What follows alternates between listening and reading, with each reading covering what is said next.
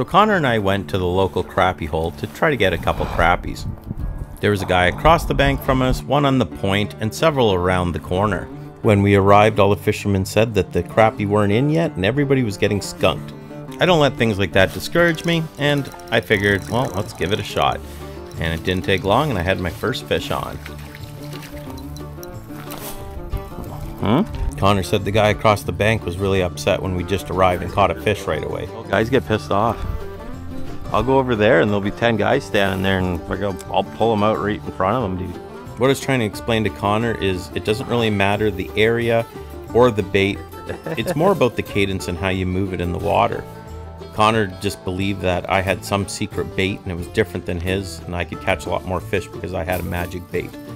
I told Connor it didn't matter the rod or the bait, I could be using his rod and catch a ton of fish. It's all how you swim the bait, dude. Like if I was using your bait right now, I'd crushing them. What's that? You switch ya? Here? Watch. Connor wanted to call my bluff and said, fine, let's switch rods. You say you're going to do so well, let's see you do it.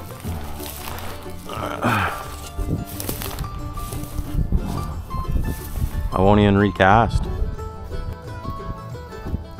What Connor doesn't realize is these fish would bite a cigarette butt on a hook if you jigged it properly. It's all about the cadence and keeping the bait right in front of the fish's face long enough to cause a reaction bite.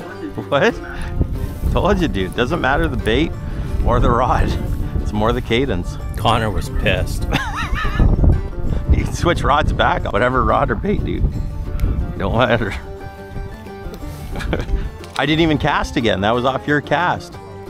I still don't think Connor was a believer yet. I'll definitely have to catch more fish using this jigging technique to prove to him that it's got absolutely nothing to do with the bait and more or less keeping the bait in front of the fish, doing the proper jigging pattern to cause a reaction bite.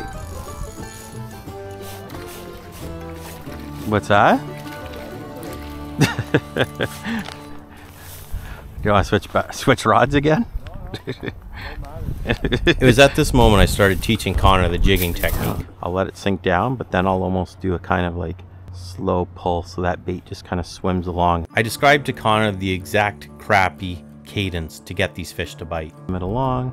I explained to him you want to move your float about an inch at a time, especially when you're in a target area where the crappie are staring. Often a crappie will look at your bait for several seconds before they initiate a bite.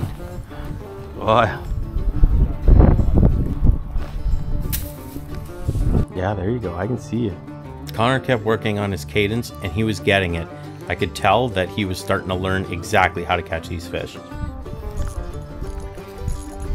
I hooked into another, but I knew at any moment Connor was going to hook into his first crappie.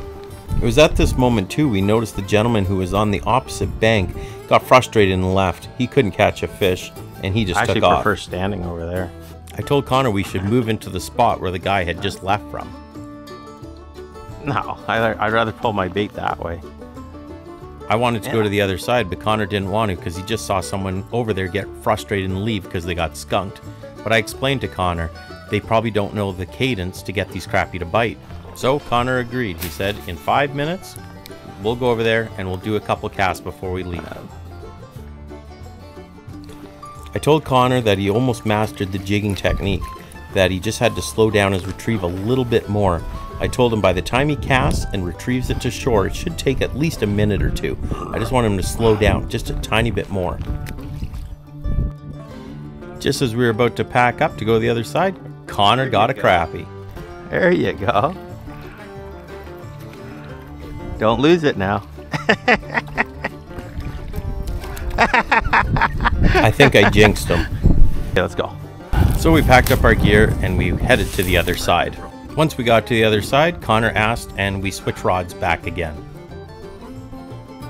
Then the first cast I was hooked up and it was a decent crappie. This just goes to show you that you don't always need the best rod or the newest bait that just hit the market.